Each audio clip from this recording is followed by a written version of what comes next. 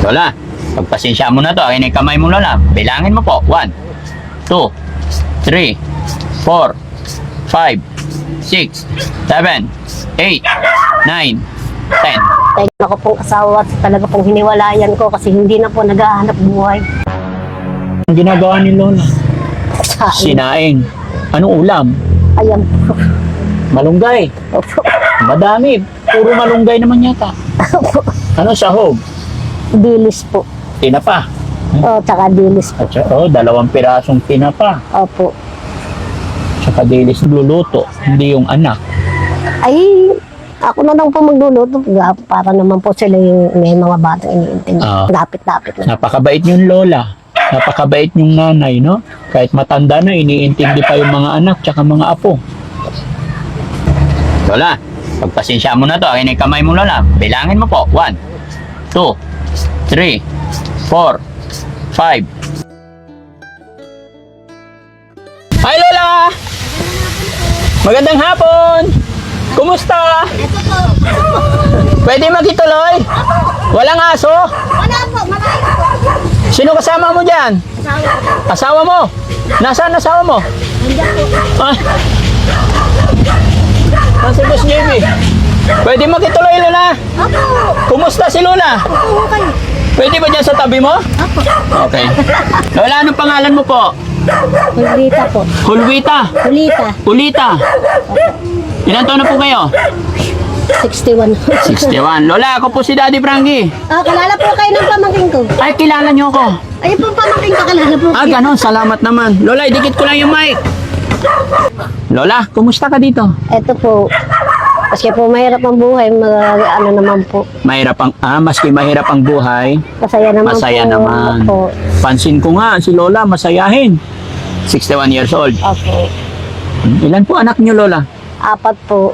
Nasaan yung 4 yung anak? Yung pong tumutulong po sa akin, nasa Bicol po, tinanggalan ng isang mata. Tinanggal yung mata ng anak mo? Opo, tinamaan po kasi ng bakal. Ano ba trabaho niya? Ano po, nagbobote po. Nagbubuti. Tumulong lang po siya sa bahay, tinamaan po ng bakal ng isang mata. Ay, Hanggang paa. sa tinanggal po. Yung isa pong tuhod na mamaga po. Paano yun? Paano siya ngayon? Ay, yung po asawa naghahanap buhay po. Asawa? Nasa Bicol. Kawawa. Tapos meron po akong isang anak na lumpo. May mga anak pong mga maliliit. Ba't nalumpo siya? Ano po, hindi ko po alam. Basta sabi po sa akin, nung pumunta sa akin na mamagana po, ay sabi po ng doktor, ay kinakailangan putulin. Tutulin yung paa niya. Opo, ay ayaw po ng anak pa. Siguro nga po ng mas mabuti raw pong lumpo kasi siya po ay putol lang isang paa. Eh, yung iba mo pang anak, yung dalawa pa. Yung pong isa nasa Kisaw po. Quezon. Isaw. Ay, Isaw. Saan Sa yung Isaw? Kisaw po. Lampas po nitong Pililya. Malapit lang din dito. Opo. So, ano naman ang pinagkakakitaan niyo rito, Lola? Minsan po, naglalabada. Naglalaba pa kayo? Opo. Kaya pa? Kaya pa naman po. Maski pa paano. Magkano naman kita sa paglalaba? Minsan po, 300. Minsan 300. Opo. Ay, yung asawa niyo, anong trabaho? Minsan po, may trabaho po. Minsan po, wala. Matagal pa po ang wala kasi meron. Mas malamang yung wala. Ano ba ang trabaho niya? Mason po. Mason, oo.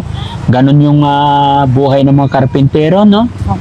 Danas ko rin yan nung bata pa ako. Medyo mahirap talaga magkarpintero. Pangalawang asawa ko po itong nandito ngayon kasi yung una ko pong asawa talaga pong hiniwalayan ko kasi hindi na po naghahanap buhay. Ay, yung kasama mo ngayon, pangalawa. Ba't mo iniwan naman yung una? Yung una po kasi ayaw maghanap buhay. May maliliit pa po mga anak ko. Mm. Nariyan po na ako nasa dagat, nag-ano ng isda. Nandiyan naman po ang ako nasa bundok, magtatalaksan ng kahoy. Nandiyan po ako nasa palayan, nag-aani ng palay, naagasan ako. Kaya hiniwala. Kaya po iniwan ko po. Hindi mo kinausap muna para Hindi maging po, nag-usap po kami sa pulis pero ayaw ko na po talaga kasi wala pong pagbabago. walang pagbabago. Hanggang ngayon po, wala na po kami pero ganun pa rin po ang kanyang ano. Walang Bakit kaya anong reason? Ba't ayaw magtrabaho? May pamilya Ay, barkada po. sa barkada. Minsan, alas 6 lang po ng umaga, nasa bahay na barkada, nagiinom na sila.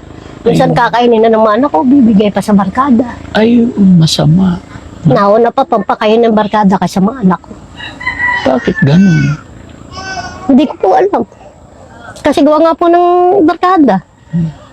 Siyempre po, pag minsan na barkada, pagka umagang-umaga, pupunta sa bahay, bibili na ng alak. Hanggang gabi na po yun. Hanggang gabi na. Buti hindi siya nagkakasakit. Kung Ay, nagkasakit na nga ako ngayon, sabi ng mga anak ko. Nagkasakit na sa baga. Hindi na po talaga kayang tigitin ng bisyo niya. hindi na kayang pigilin. Opo. Kaya po iniwan ko. Ito po, nagkaroon nga po ako ng asawa ngayon. Kaya nga po, mas kayo na naghihirap, okay lang naman po. So, napansin ko itong bahay nyo, parang tapag lang na... Tagal na kayo nakatira dito? Opo. Gaano katagal po? Meron na po kami, dati po kami doon sa kabila, Mm-mm. pinaalis na po kami ng may-ari kasi wala po kami talagang sariling lupa. Walang sarili. Kahit ito, nakitirik lang din. Opo. Eh, sabi po sa amin ng ano, pagkakailangan na po ng may-ari ng lupa. Wala po kami, hindi nga po namin alam kung saan kami titira ngayon. Eh, may mga anak po ako at may mga apo kasama May yan. mga apo. Maliliit pa. So, gaano kahirap ang buhay na yun, Lola, dito? Napakahirap po, sir. Mas matagal pa po talagang walang trabaho ang asawa ko kaysa meron. Gaya po ngayon, lang po nakatrabaho. Simula po December, ngayon lang po. Hindi ba pwedeng maghanap sa ibang company? Hindi na po makaya po. Gawa po ng minsan yung pumunta niya, meron na pong nalalabo na rin po. Tsaka, kaya hindi na po makaakit sa mga building. So, ang hinihintay na lang yung magpapagawa sa bahay-bahay dito. Ilang taon ulit asawa niyo, Lola? Ano po, bata po, 60 pa lang po. 60? 60 siya? Oo, ako 61. Ikaw, isang taon lang pagitan. Kumusta naman kayong dalawa? Ang alam naman po, maski naghihirap kami. Maski naghihirap, masaya naman. Opo. Kaysa sa una po, kung talagang hirap po talaga. Ang akin, ano nga po, yung mga anak ko po na nasa Bicol, di ko nga po alam kung ano nangyayari na kasi gawa nga po ng may sakit nga po, yung isang mata. Pina-opera nga po namin sa Quirino dati yun. Ako nga ho, hindi makapagpagamot ng mata ko kasi wala nga po kaming pera. Malapit na po sa itim. Aking nararamdaman na po. Minsan hindi na po ako makakita ng lalabo. Ano yung katarata? Ano? Di po, pugita po. Pugita. Ano ang pagkaiba ng pugita tsaka? Ang katarata po, naka-steady lang. Ang akin po, gumagapang sa itim. Pugita. So nahaharangan niya yung... Opo. Kaya po ako pagka minsan, hindi na po ako makakita ng maayos. Kaya sabi ko, kung may tutulong sa akin, maganda makakapagpaano ko ng mata. Pero mas ano ko po mga pamilya ko kasi wala po kami titigilan ngayon pagka kami pinaalis dito. Malapit na po. Bakit kayo papaalisin? Hindi naman po kasi ito, nabili na po ito. Nabili na. So papaalisin kusa talaga kayo. Mhm. Wala po talaga kaming malilipatan sir. Walang malilipatan. Alam mo, Lola, huwag ka lang mawala ng pag-asa. Gagawa at gagawa ng paraan si God. Kung ano man ang pangangailangan nyo, gagawa at gagawa ng paraan. Sabi nga nila po, habang may buhay, may pag-asa. Ano po? Ang importante, malusog, hindi nagkakasakit, no? Nararamdaman ko po talaga sa mata. Sa mata, lumalabo. Minsan po talaga din ako makamisan pagka kayo tumatawid. Para mababangga ako kasi nga po nung parang nag-uulap-ulap ako. Anong ginagawa ni Lola? Sa Sinaing. Anong ulam? ayan po. Malunggay. Opo. Madami. Puro malunggay naman yata. Ano sahog? Dilis po. Tinapa. O, tsaka dilis po. At saka, 2 pirasong tinapa. Opo. Tsaka dilis na konti. Anong luto po yan? Gagata po. Gata. Ilan kayong kakain? Marami po. Marami. Hati-hati. Ilan po ikaw? yung aking apo? 4, 3. Tapos ito yung aking manugang anak. Ba't kayo nagluluto? Hindi yung anak. Ay, ako na lang po magluluto para naman po sila yung may mga batang iniintindi. Kaya pa naman, no? Opo, lapit-lapit na. Napakabait yung lola. Napakabait yung nanay, no? Kahit matanda na, iniintindi pa yung mga anak tsaka mga apo. Ay, wala naman po kasi yung ibang mag-iintindi. Ngala ninyo, pag ako'y tumanda ng matanda na, o alagaan din po ako ng mga anak ko. Opo, yun ay pag-pray natin, no? Na pag dumating yung time na kahinaan ay andyan sila at hindi ka pababayaan, no? Hirap na hirap nga po kami ngayon. Sige, Lola, gaya na sinabi ko, ako si Daddy Frankie, kami mga charity vlogger. Kaya bibigyan kita ng kaunting pambili ng ulam. No? Sana makatulong.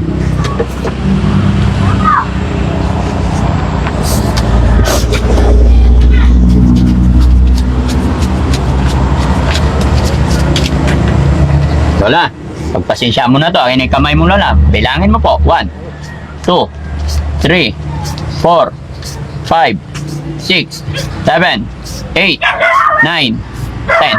Thank you po. Opo. Maraming salamat po sa tulong. Sabi mo, Lola, kilala nyo ako dito. Kalala po nung pamangkin ko kayo, kaya nga po nilalay kayo sa cellphone. Yung bulso ko po. Oo. Sabi, ay si Daddy Frank. Sabi, Oh. Inaasahan nyo po ba na makakarating si Daddy Frankie dito sa inyo? hindi naman po. Hindi naman. Oh. So, ibig Ay, sabihin, kaya lang po sabi ng anak ko, ay parang kilala ko kasi si Sir, kilala ko po yun. Sabi nga na si Daddy Frank. Daddy Sabi nga, Frankie. Oo. Tama po yun, Lola. Salamat at masaya ako na nakadaupang palad ko kayo sa hapon na ito at sana napasaya ko kayo. Maraming salamat po sa tulong po. Opo, walang anuman, Lola. Mag-iingat Thank ka you para. po. Ha? Maraming salamat po sa inyo na itulong sa amin. Opo. Pray lang tayo. Opo, salamat Yeah. po. Babay tayo sa mga viewers natin, Lola. Lola, yung perang naibigay ko sa iyo ay sa tulong din ng mga manonood natin. Gusto ko nga ho sana para hindi na ako lalaboy-laboy. Yung ang paglalabada na ako sa isa nakakarating pong bayan. Gusto ko sana magkakaroon po ako ng paninda sana. Lola, gaya ng aking sinabi, Lola, yung perang itinutulong ko ay nare-reach namin yan na itulong sa mga kagaya yung senior dahil sa pag-share ng mga viewers natin, panonood nila. Oh. So anong mensahe mo, anong sasabihin mo sa mga viewers natin? Sana po kayo po gumanda ang inyong buhay at hindi po kayo din makakalimot sa Diyos. Maski na po naghihirap. Tawag po tayo sa Panginoon. Iyon, napakaganda ng mensahe ni Lola, mga kababayan. Ano naman ang status ng ating pamumuhay, meron o wala, lagi pa rin tayo magpapasalamat sa ating Panginoon. No? Opo. Dahil pagdating natin sa langit, pantay-pantay na po tayo. Opo. Sadyang magkakaiba lang tayo ng guhit ng palad or tinatahak na pamumuhay. Pero tandaan natin, mga kababayan, sa dulo ay pantay-pantay pa rin tayo Opo. sa mata ng Panginoon. Opo. Kaya mga kababayan ko, ayan, maraming salamat sa ating mga kababayan nating OFW, mga kababayan natin nasa ibang bansa. Maraming salamat po sa inyong lahat. Sa lahat din po na nandyan sa premiere natin, maraming salamat po. Naway, hindi po kayo magsawa sumuporta kay Daddy Frankie. Na sa ganun ay tuloy-tuloy ang pagtulong din natin sa ating mga kababayan. Lalong-lalo na sa mga kababayan nating kagaya na sitwasyon nila. Kung mapapansin yung mga kababayan, bahay nila dingding lang, mga sako, kung ano yung mga napulot dyan, na mga pwedeng pangtapal, mga napupulot na material sa construction supply ng mga sobra, yan, Pulot yero, lang po sa karsada styro, yan. Pulot lang po sa karsada. pulot-pulot lang. Opo. Tapos nakakabuo na ng bahay. Opo. Paano pag bagyo? Delikado. Pag bagyuhan po, nasa karsada po kami kasi umaano po lumalaki tubig dito. Opo. Hanggang bubong nga po ang tubig dito. Ay, napakahirap. Opo. Kaya po pagka may bagyo, nag-ano po kami ng gamit, nasa karsada na kami, nagmagdamag. Magdamag. Opo. Sige, Lola, basta laban lang, no? Opo. Salamat. Shoutout po sa atin lahat, mga kababayan, lalong-lalo na sa mga kababayan ko sa buong lalawigan ng Pangasinan. Kumusta po kayong lahat? Daddy Frankie po, anak ng Pangasinan. From Pangasinan, I love you all and God bless. Salamat po. Salamat, Lola.